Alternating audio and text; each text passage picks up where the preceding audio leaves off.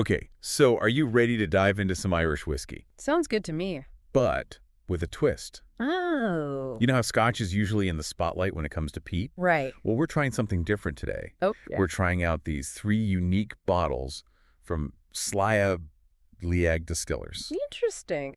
What's fascinating about those is that they embrace peat in a way that most Irish whiskey distilleries don't. Right, and you're probably thinking, hold on, isn't Irish whiskey supposed to be smooth and light? Yeah. You're right, it often is, especially with the whole triple distillation process. Yeah. But that's what makes this deep dive interesting. Okay. We're going to explore how Sliabh Liag combines classic Irish smoothness with this unexpected smoky element. So it's a chance to discover a different side of Irish whiskey. Yes, exactly. Think of it as like a conversation starter, you know? Yes. A way to challenge those preconceived notions I love it. about what it should be. Mm-hmm. Yeah. And to guide us through these tasting notes, we're turning to whiskey enthusiast Luka Gottschalk. He recently posted about his experience trying the legendary Silkie, the legendary dark Silkie, and the midnight Silkie, all by Sliabh Liag on Whisky.dk. Sounds like a good lineup. Yes. And Luca's notes provide a fantastic framework. Okay. And what's great is that he starts with the legendary Silkie, Perfect. which is their flagship expression, so it gives you a pure taste of their style. Okay, perfect. So no sherry casks or fancy finishes, just straight up intro to Sliabh Liag. Exactly. What did Luka think? Well, Did it scream smoky Irish whiskey right off the bat? he described the aroma as perfumed, which I thought was interesting. Okay.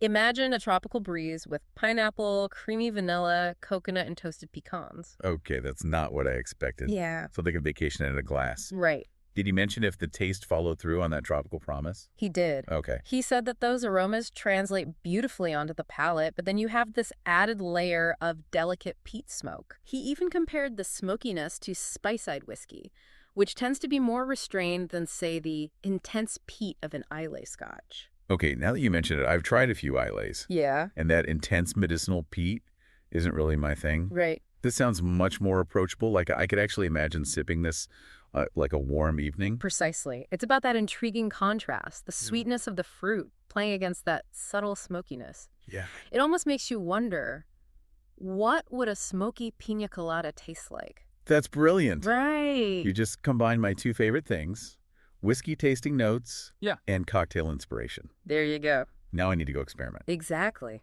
Okay, so the legendary Silkie sounds like a fascinating introduction, but we can't stop there. Of course not. Where does Sliabh Liag go from this tropical, subtly smoky baseline? That's where the legendary dark Silkie comes in. Ooh, intense is good. And as the name suggests, things get a bit more intense. In what way? Well, this expression spends some time aging in sherry casks. And as you know, these casks used to hold fortified wine, so they're going to infuse the whiskey with this darker hue and these luscious, rich flavors. I bet those sherry cask notes add another layer of complexity to that initial smokiness. You're spot on. Okay. Luka found notes of dark chocolate, hazelnut, and apricot.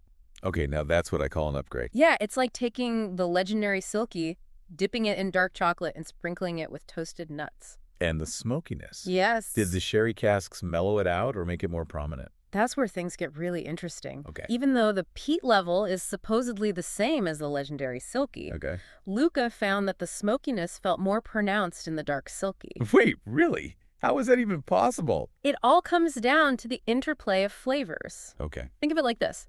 Those sherry cask influences, those dried fruits and nutty notes, actually amplify the way we perceive the peat. Okay. It's not just about the peat itself, but how those other flavors interact with it on our palate. That is so cool. I never thought about it that way, but it makes total sense. Right. So it's not just about how much peat is used, but also how those other flavors play a supporting role. Yeah. It's like those sherry cask notes are giving the spotlight to the peat, Exactly. letting it shine even brighter. It's a reminder that tasting is a multisensory experience where aromas, flavors, and even our own expectations all come together. All right, you've officially blown my mind. Good. I need a minute to process this whole sherry cask flavor-enhancing revelation. Oh, okay. But before we get too lost in the nuances of the dark Silkie, we have to talk about the wild card in the bunch, the midnight Silkie. Yes.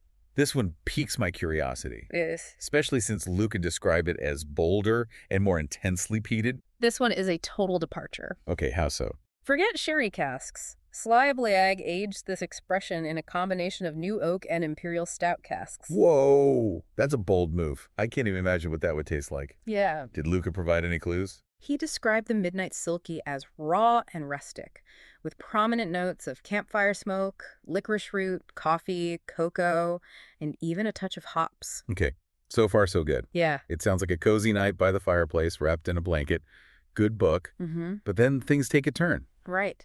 Because in the midst of all that smokiness and richness, Luka found papaya. Okay, I found what? Papaya. And a smoky, stout-influenced whiskey. You're kidding me. That sounds absolutely bonkers. Bonkers, but somehow it works. Luka actually found this unusual combination enjoyable. Okay, you've officially piqued my curiosity. Good. This is why I love whiskey. Yeah. There's always something new to discover, a flavor combination I never would have imagined. Right. Why do you think that papaya note works in the Midnight Silkie? I'm dying to know. It's a testament to the complexity of flavor pairings. Okay. You know, we often think of certain flavors as going together, Wow. like chocolate and peanut butter or something like that. Yeah. But sometimes the most unexpected combinations can create this beautiful harmony. You know, it's like Sliabh Liag took a look at all the traditional whiskey rules and said, nah, we're going rogue. Yeah. And the crazy thing is, it seems like that risk paid off. It did. And it speaks to their willingness to experiment, to push boundaries, and challenge our expectations of what Irish whiskey can be. Totally. But here's another interesting detail Luka highlighted. Okay. He mentioned a distinct Irish freshness in the finish of the Midnight Silkie. Irish freshness. Now I'm really intrigued. What does that even mean? That's a great question. It's one of those elusive qualities that's hard to define, Yeah. but you know it when you taste it. Okay. Luka mentioned that it's a characteristic he finds in many Irish whiskeys, Yep. perhaps a result of that triple distillation process. Okay, now I need to go on a mission to taste all the Irish whiskeys and see if I can pinpoint this Irish freshness for myself. I like it. Maybe our listeners can join me on this quest. It'll be like a giant, delicious scavenger hunt. I love that idea.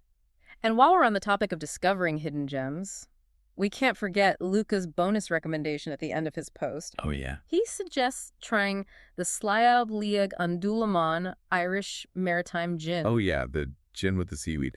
Okay, Yeah. we have to talk about this because this is where Sliabh Liag's let's break the rules mentality really shines. It does. Who put seaweed in gin? Right. It's not your average botanical blend, Yeah. but that's what makes it so captivating. Okay. Sliabh Liag actually uses 5 different types of seaweed in this gin, 5 types. sourced locally from the Donegal coast. I can barely name one type of seaweed. Nice. He mentioned sugar kelp, carrageen moss, and dulse. I'm picturing myself on a beach in Ireland right now, trying to identify these mysterious sea vegetables. I love that visual. And it speaks to Sliabh Liag's strong connection to their coastal location. Yeah. They're not just using local botanicals. Right. They're capturing the essence of the Irish coast in a bottle. It's like they bottled an ocean breeze. Here you go. And honestly, after hearing about these smoky pina coladas and papaya-infused whiskeys, I'm not surprised they managed to pull off a seaweed gin. Right. What did Luka think? Did he find a mermaid at the bottom of his glass? He described the aroma as incredibly vibrant and citrusy, Okay. with hints of black pepper and a subtle sea saltiness. Okay. He even mentioned a perfumed floral undertone reminiscent of violets, which I found surprising. Wow, that sounds like a complex aroma profile. Yeah. And talk about a sensory experience. Right. You've got the citrus, the spice, the saltiness of the sea, and then a touch of floral sweetness. Mm-hmm. It's like walking along the coast with a bouquet of wildflowers. I like it. What about the taste?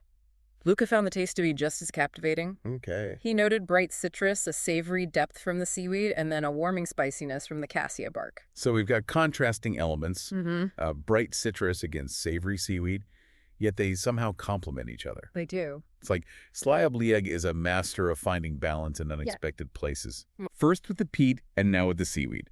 It's a testament to their craftsmanship and their ability to create spirits that are both surprising and incredibly well balanced. Yeah. Luka called it a well-balanced yet powerful flavor profile.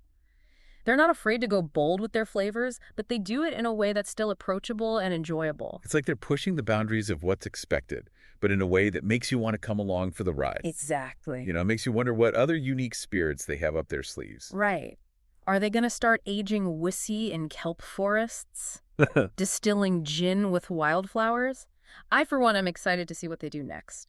Yeah, it's like Mhm. they've unlocked this whole new world of flavor possibilities. And what I find so exciting is that Sliabh Liag seems to be getting some well-deserved recognition for this innovative approach. Yeah. At the end of his blog post, Luka mentions that he's actually thinking about adding some of these bottles to his collection. It's high praise Yeah, coming from someone like him. yeah, for Yeah. sure. And it brings us to the most important question. Would you seek out these whiskeys or that Maritime gin? Yeah. Yeah. It's one thing to hear us talk about it. It's one thing to hear us rave about smoky pina coladas and seaweed-infused gins. Exactly. But would you actually take the plunge and try them for yourself? Because tasting is believing, right? Exactly. You got to experience it. So after diving deep into Sliabh Liag's unique offerings, I'm curious, what resonated with you most? Yeah. Was it the unexpected tropical notes in the legendary Silkie?